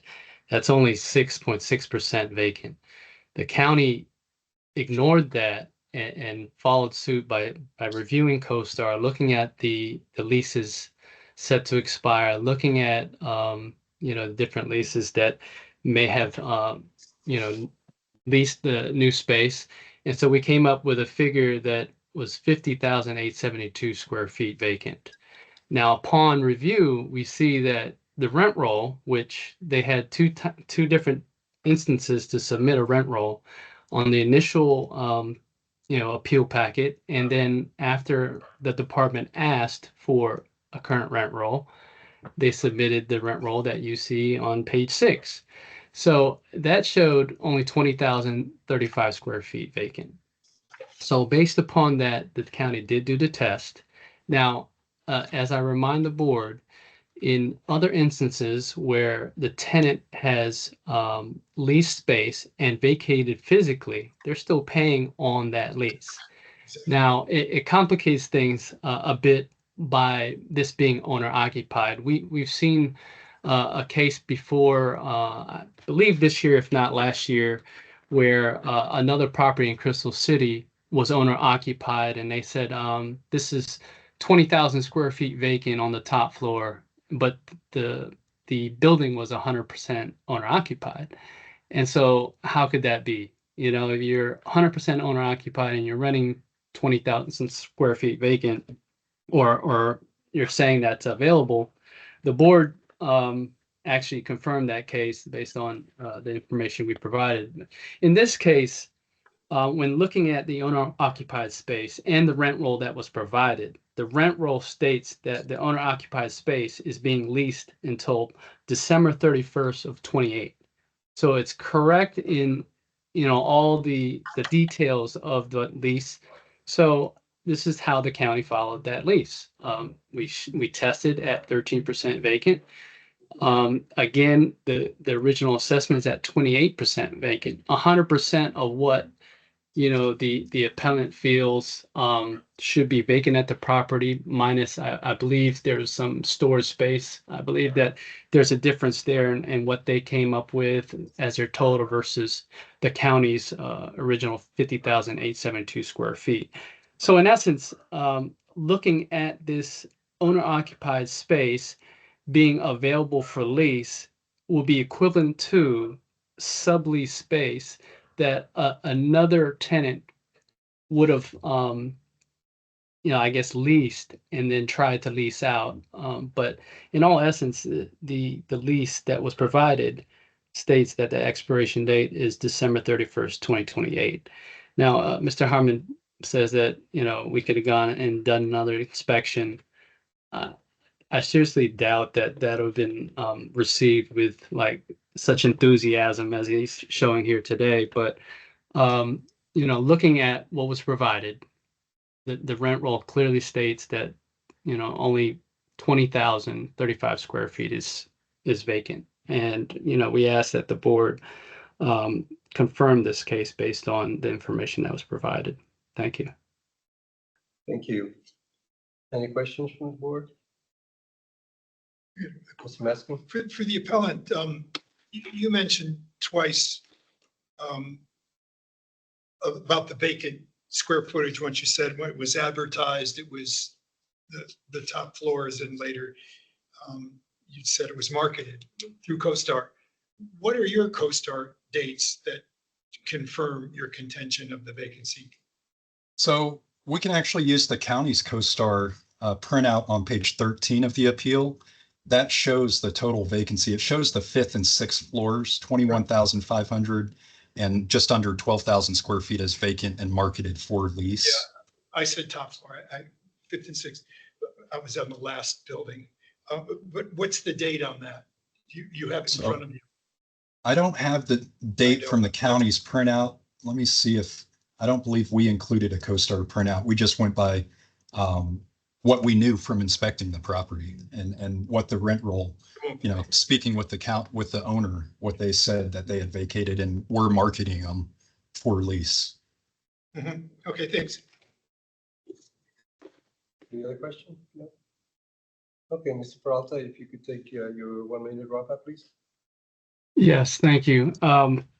This assessment that you see, the original assessment represents 35.42% decrease from last year's assessment based upon that 50,342 square feet that we accounted for as going vacant. That represents actually equals $16,333,300 in assessment being decreased from last year. Again, we looked at the rent roll, all the information provided. The rent roll shows that this tenant is, actually the owner, but actually filled out a lease to expire on December 31st, 2028. So we asked the board to confirm this case based on that information. Thank you. Thank you. Mr. Harmon, you have a minute to wrap up. Yes, thank you. So the owner is not paying rent on any of their space. The county's CoStar printout shows 30% vacant and advertised for lease. We did inspect this property twice over the past 2 years, and we confirmed the vacant space with our own eyes. All of this begs the question, one, in a discrepancy between what you see on CoStar, what you saw with your own eyes on 2 inspections, and what you see on the rent roll prompt a question as to why the discrepancy. I mean, that question was never asked. Just a decision was made. Hey, we can get this assessment confirmed if we just use this one data point and don't ask the question. The space is marketed for rent. You can see that on page 13 of the appeal. Just as a final note, we conducted over 100 inspections for the county over the past year and a half. We're clearly ready and willing to show these properties. We want to get the assessments right. This is a perfect illustration of why we're willing to do these inspections. We would have done a third one in 3 years if it meant Mr. Peralta could see the 5th and 6th floor. Again, we're still vacant and marketed. We're happy to inspect. We have been over 100. Thank you. Thank you. Okay, again, it's among the board. Mr. Yates? I didn't ask, and I had a note too, but is there a record of the termination of this lease that expires in 28? I mean, therefore the property is vacant and those floors are vacant, the owner's not there. The issue is, are they paying rent on it? I mean, If this that's, comes up- they're not paying rent, but they're the owner and therefore it's in there. But if they've terminated that, there's a lease in place or not. That's really where I came in. This is a lease with the owner. Was it terminated now that it's listed for sale? Is there anything that says that at least still isn't in place Well, and I mean, obligated? maybe they should have amended the lease to reflect that, but it's the owner renting to the owner. So, So it's one legal entity to another. yeah, Yeah, they have an LLC or something that owns it. I forget the owner. Yeah. Well, yeah, I mean, visually inspecting it, as we all know, it doesn't matter. It's all about, I know who's it's, paying or not, or who's responsible for paying? and it's an accounting payment. I get that, but it's still the same. And I found it interesting that the appellant correctly, in my judgment, argues that looking at CoStar data from a month ago just isn't reflective of the data valuation, except for this case where he cites it several times. Guess I'm picking up. But to me, it's, the owner had ample opportunity to present the 5th and 6th floors were vacant and didn't do it. And the appellant's saying that the department should have asked about that again because there's a discrepancy. I wasn't sure discrepancy meaning visually looking at that they're vacant versus not stating that they're vacant. That's- I don't think that's a department. That's kind of not fair to Rob. Right, right. It's not. You know, I'm going to share, I think Jose and I think Ken, you were on the board when I appealed some owner occupied real estate assessments. I think Yeah. I did it for Eklund, John Eklund, Preston's Pharmacy. Yeah, yeah. And I remember it was really, Others can- when it's owner occupied, it's really hard to make an argument. It's just really hard because it's not a leased situation, to an independent tenant. And so I felt like it was just really difficult to present it in a way that I thought they should have lowered the assessed value. And I think, this is the Nature Conservancy. That's a pretty big organization. And they probably are suffering from what every other office tenant is suffering. And that is, employees that just don't want to come to the office, or they've had to do layoffs, or they're getting less money, just Donations are down. who knows? So I do think that it's, I put on here when I reviewed this, if owner occupied space becomes vacant, how do you handle that? That's what this case is. And I think you have to handle it as if tenants have vacated. If someone's looking at this building, there's still a lease that has an expiration date on it in place, vacant or not. But the owner can amend that tomorrow. That's right. In 5 minutes, they can. Yeah, and they probably simply neglected to. Terminate. Sure. That's why it's advertised. But of course, that's what we have is in, what's the road called? Yeah. Vacant, I guess vacant office. Which is standard, I mean, it's foregone, it's rent that they're not receiving that they could receive. And that's a part of the GPI always. So Always. that's where you're. Always. you're And at $32, I mean, it's for the neighborhood, and it's a nice enough building. That's certainly a favorable I mean, we've seen this Revenue rate. building many times, and then, many times. the only thing I was looking is to see whether the county had used the proper rental rates. And, Mr. Harmon always argues that the county should use the current rental rate for the current leases, but there are still leases in places that are expiring in 2033, 32, 31, 29. So they're long-term leases that are paying higher rents. Higher rents, that's, yeah, then this is valued at. The assessment is showing 50,000 square feet of vacant space compared to what the appellant's saying is the actual. What columns are you on? I'm at the very top of the page. Oh. NLA and vacant. Shows a goodly number in column D for vacant, right? Yep. That's your point. Yeah, it's a good point. And I think this is one of the biggest reductions from last year for this one. That we've seen, maybe, yeah. But again, I'm okay with the current assessment, the way it is. What I did, and I don't know if anyone will agree, I took the appellant's G2, I took their NOI, applied the county cap rate, and then did the same deductions below the line. I ended up at 26,485,200. And I don't know if anyone agrees with what I did. I just thought the appellant's figures were more accurate given the increased area not being used by the owner.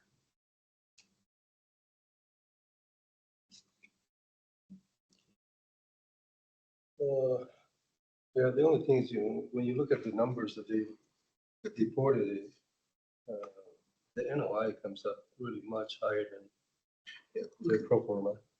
GPI is right on between the appellants and the assessed amount. D versus G2. GPI, Columns. yeah, Yeah. the D versus G2. Yeah. GPI is right there. You're just, See, the thing Vacancy's is, the all these same. numbers are just made up I because I could lease it for $2. Well, the one that I normally pay attention like to, next year. Yeah. the numbers that they reported. Say that again? The numbers that I normally pay attention to is also the number that is reported on the income and expenses thing.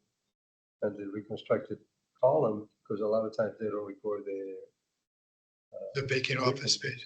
This is E&E1 is what you pay attention to. Me too, in this case, E&E.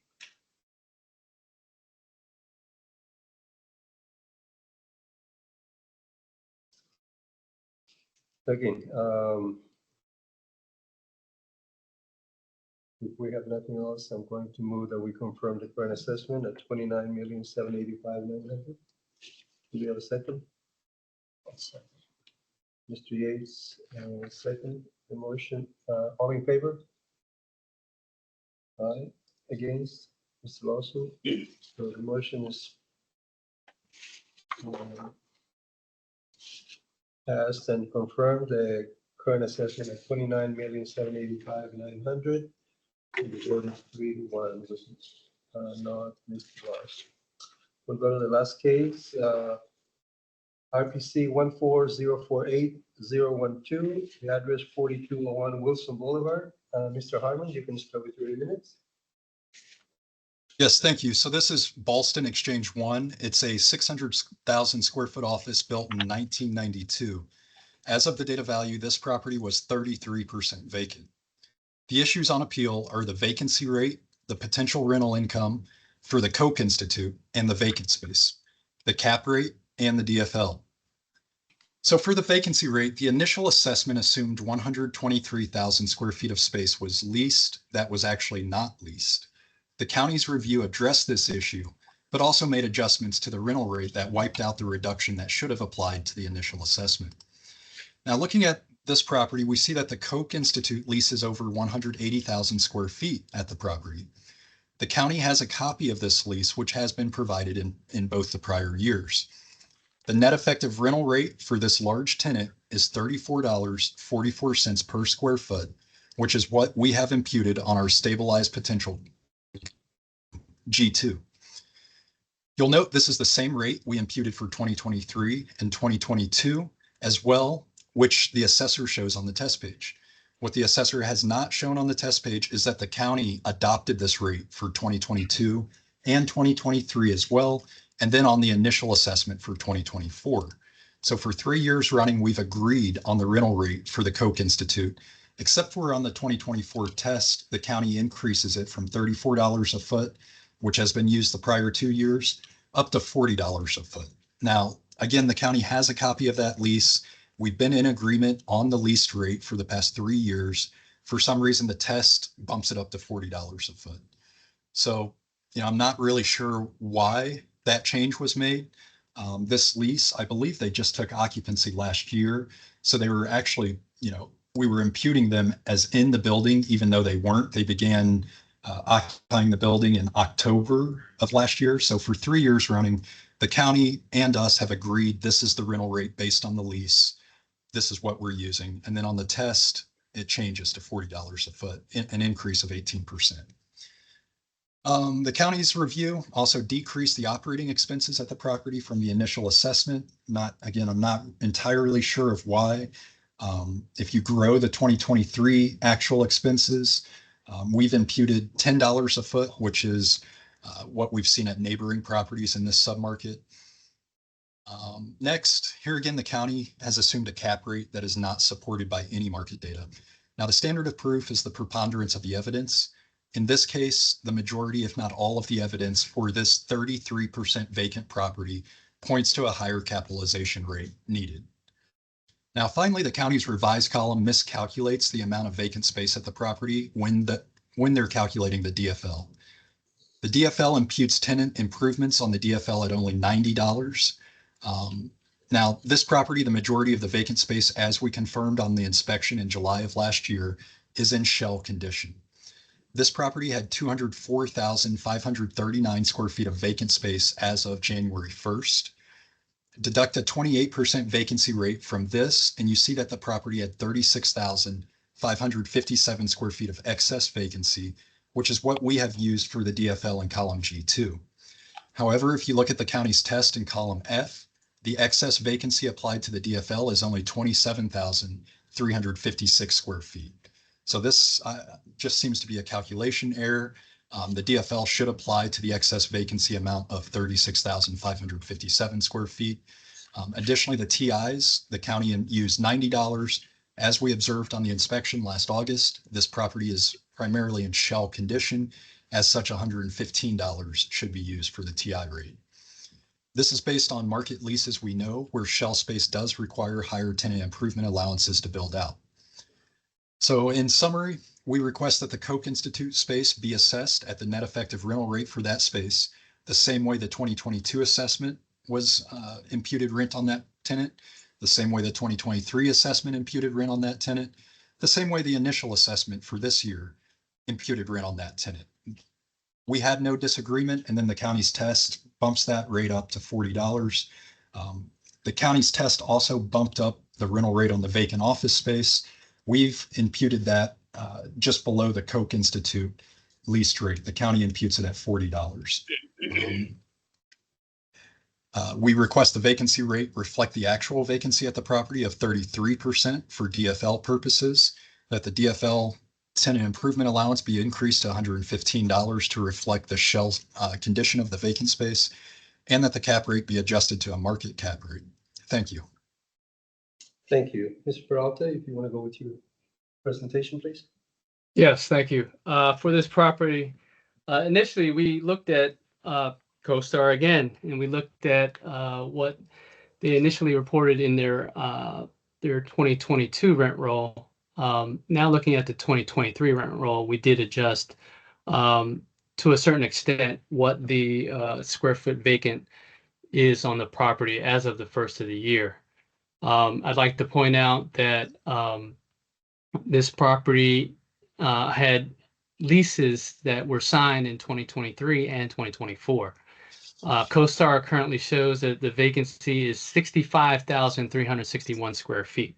And I included the CoStar reports in here.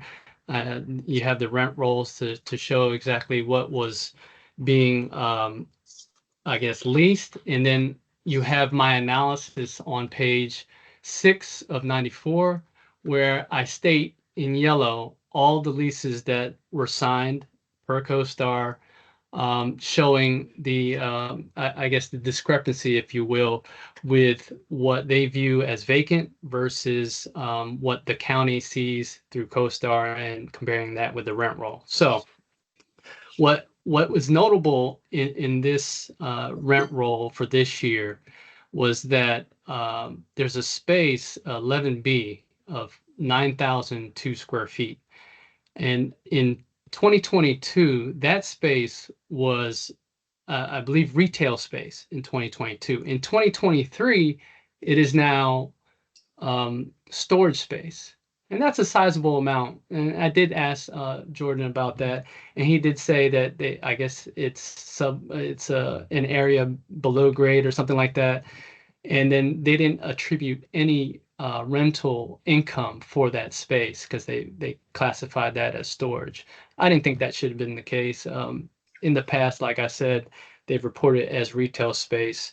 And if it's retail space that's, below grade or what have you, there's still income attributable to that space regardless. It wouldn't be just classified as no income earning. But that is just one of the things that I noted. In addition to that, I did see the comparables for what this property should show as far as vacant square footage as of the first of the year. And that number came out to, I believe, oh, actually, what I did do is actually, despite all that information, I tested for the maximal amount attributable to this to the property based on the rent roll that was submitted. So I did use the 195,338 that the rent roll did show, despite knowing that these leases are in place since 2023. And then going forward, 2024 leases have been signed. And I did ask for, I believe, copies of the abstracts for these leases because they would kind of demonstrate and show what the current market rent for these spaces, these vacant spaces, would be. Mr. Harmon's stuck on the Coke lease. I did look at that even further.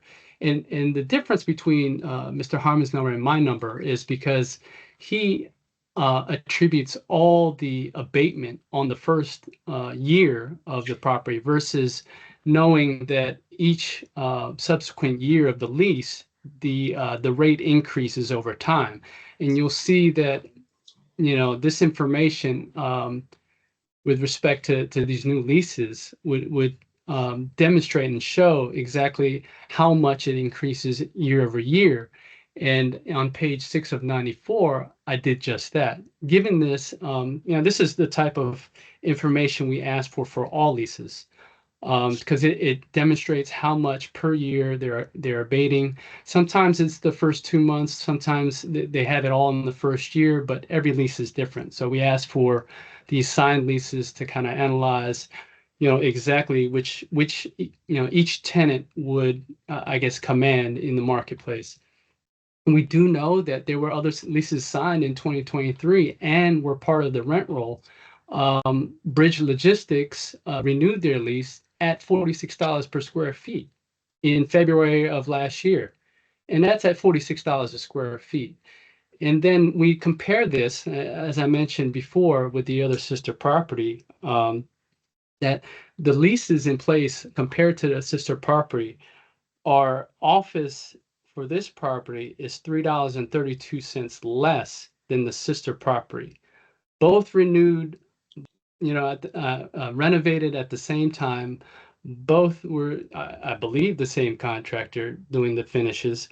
And then, so to say that this one is valued less versus the other property it's a little inconsistent, but it is what is provided in the rent roll to show what the rents are achieved in this property versus the other property, which I believe are identical. I believe they share common area space and things of that nature. Not only that, the office again was $3.32 less on this property versus the sister property. The retail was significantly less on this property versus the other property. The other property had an average rental rate of $74.99.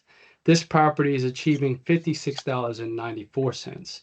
That's a difference of $18.05. So, I mean, these properties are right next to each other. They share the amenities. They have the, position across the mall and access to Metro equally. So, to say that this property is not being valued correctly, I believe we confirmed the sister property at these rates, these higher rates. This property is much lower with respect to the assessment. So based on that information, again, I did retest given the full weight of the vacant square footage, but we know that to not be the case as we stand here today, that this property has leased up in the last 2 years. I made note of that on my rent roll analysis. And so therefore I asked that the board confirm this case at 162,950,100. Thank you. Thank you. Any questions from the board? No? Mr. Maskin? I have a question for the department on the Coke lease. Did I understand you to say that you had booked in prior years a lower rental rate because they were burning off concessions, but now for 2024, those concessions were gone, so you bumped up the rental revenue? No, what I did is I looked at it further when given this information in its complete detail. We know that on page 6 of 94, I break it down. So what the appellant does is remove the percentage, if you will, from the first year of the lease. But when looking at the entire lease, if you take that abatement and allocate it over the full 12 years of that lease, the net effective rent is $40.08. And Mr. Matskin, I'd like to correct the record. I do not take all the abatements in the first year. If I did, that tenant would be paying $0. So what Mr. Peralta said is completely false. What we did is the net effective rental rate with amortizing the concessions over the life of the lease. This tenant will not pay rent until mid-2026. So in order to smooth the effect of that, we take the net effective rental rate. If we were to count concessions as they're incurred, this tenant would have $0 in income for 2024, 2025, and partial 2026. So in order to smooth that across and not have these wild swings in assessments, the county's methodology that we've agreed with for the past several years has been to amortize concessions over the life of the lease. That methodology is low compared to what we see on page 6. This is the actual lease that's in place, and it starts at $43.50 and ends at $55.56 at the end of that lease. And if you amortize the lease, as Mr. Harmon said, amortize the abatements over that 12-year lease, the net effective rent is $40.08. And it grows each year, which will be captured on each year's assessment. We're amortizing the percentage based on the rental rate as of the date of value. Mr. Peralta is trying to bring in 2037 rent. All right, I'm gonna have to stop you, please. Let's not turn into this. This is not an open forum. Let's not debate this. Let's put this to the answers that are being asked. Any other questions, Mr. Maskin? No, thank you. Anything else? No? All right, we'll go to wrap-ups. Mr. Peralta, if you could go with your 1 minute. Yes, thank you. Again, for this property, no matter how you look at the different variables as far as rent is concerned, this property is being assessed lower, $3.32 lower than the sister property in office, $18 less than the sister property in retail. The most recent I&E with respect to the income for the vacant space is still at $1,200,000 less than what the county is valuing this property. So we ask that the board take that in consideration and confirm this assessment. Thank you. Thank you. Mr. Harmon, you can go with your 1 minute. Yes, thank you. So Coke will not pay rent again until mid-2026. Yet we've both imputed income on this space that will not be earned. This is why you use a net effective rental rate. It smooths the impact of concessions across the term of the lease. What the county is trying to do is say, let's look at the 2036 rental rate and apply concessions to that. What other property have we looked at 2036 rental rates and brought them back to 2024? What we've done is use the 2024 rental rate and applied the concessions percentage. This has been the agreed methodology between the county and the appellant for 3 years running. On the initial assessment, they did that. I don't understand why it changed on the test. Now, the county also wants to impute future tenants as occupying space at the property when they're not actually occupying and paying rent. We know this is contrary to typical methodology. The total vacant space listed on the rent roll is 204,539 square feet. The county made an error on their DFL calculation. They only applied 27,000 square feet of excess vacancy instead of the actual 37,557. Thank you. Okay, thank you. Okay, it's among the board now. Where do we stand? A little tough. So many disagreements and conjectures and It's just back to the numbers and comparing D to even what the appellant has. Looking at GPI, just EGI, NOI, other than when you get the expenses a little higher, you're running.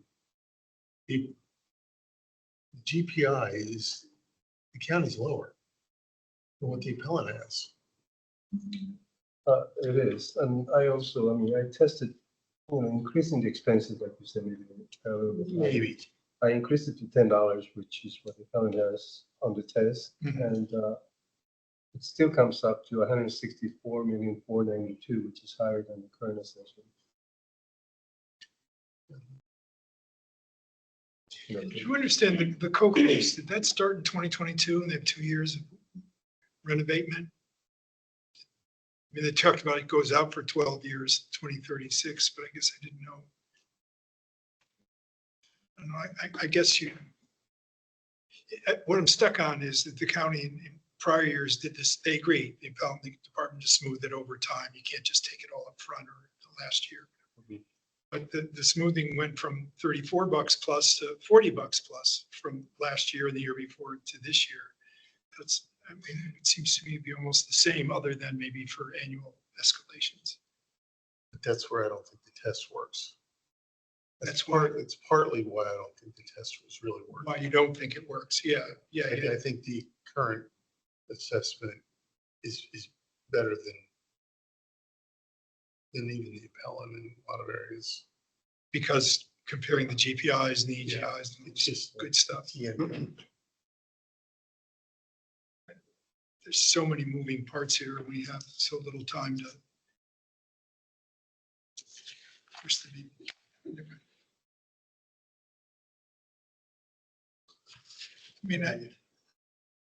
Intuitively, of course, having an office building in Arlington that isn't some extraordinary case actually increase, albeit a very small percentage, a little over 1%. Just seems wrong to me, based on what we see, not pure intuition, based on what we see. But I don't know where to start to regularize that. I'm normally open to make adjustments based on the numbers that are there, whatever the percentage. And I try my best to try to see the appellants the benefit. Yes. Of the doubt. Yeah, But I can't do anything in this case. You can't find a number to. No, the only thing that I found to be, valid would be maybe the expenses, but that doesn't help. Even the history of the expenses. There's They're modest for a building of this size. Right. And I don't know if they share them. It's really 3 buildings and it's condos and all kinds of crazy stuff. The reconstructed based on the, changing at $10 comes to about 5.7 close to it. Still, it's not really helpful. Should we change the cap rate on column D to what it is in column F? I mean, Well, again, that's going out 3 places, the column F cap rate. Oh, I see what you're saying. yeah, Which How to correct it. it actually, well, it's a lower cap rate in F, so it's going to increase the valuation. oh, We should, because we've done it before. The county's brought up many times with their software problem, but in this case, But it will. we're going up, which is not in our purview. yeah, usually it drops down. Yeah. I mean, usually it goes up. Yes.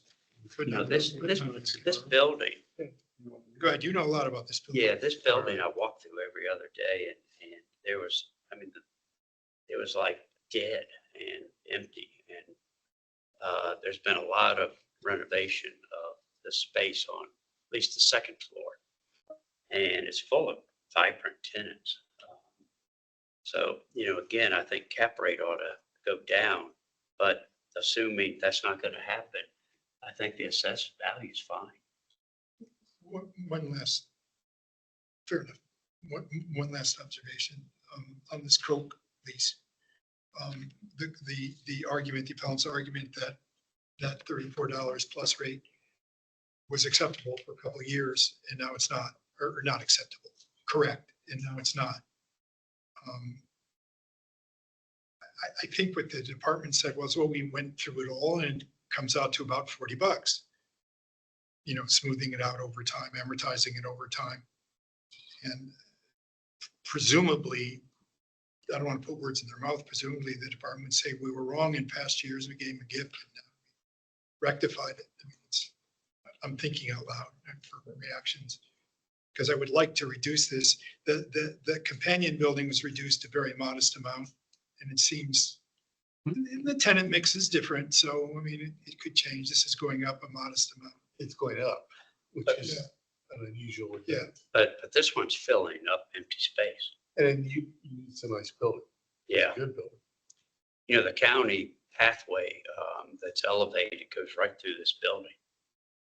So you walk from Metro, you go up the escalator and walk through the balance of my building, then you go through this building, then you're in the mall. There's a ton of foot traffic through there. Yeah. But I was just suggesting that Boston Exchange 1 and 2, should they be treated from year over year the same? And I think maybe the answer is not, because although there's so many similarities, again, the tenant mix is different. And again, it's not like one's going down 12%, one's going up 12%. That would, I guess, be heart wrenching. But this is 1.2% up and 1.2% down. Again, I'm just thinking out loud. If you don't change the cap rate, going up this amount, I think is accurate. Yeah, right. I'm just ruminating. Yeah, I mean, they're now occupying that whole floor. Who they? Coke? I don't know who it is, but they're I'll make the renovating. motion.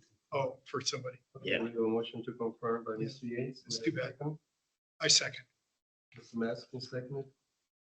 So all in favor? Aye. This is a Yes, tough one. none, so we have the value is being confirmed at 162,950,100, and the vote is 4-0. And that concludes the meeting for today. Any other issues that we need to do? Seeing none, so we're going to adjourn at 11:09. Thank you, everyone, for joining, and we'll see everyone next week at Zoom on Tuesday. All right. Thank you all. Thank you. Thank you all. Thank you, Mr. Peralta. You guys have a great week. You do the same. Thank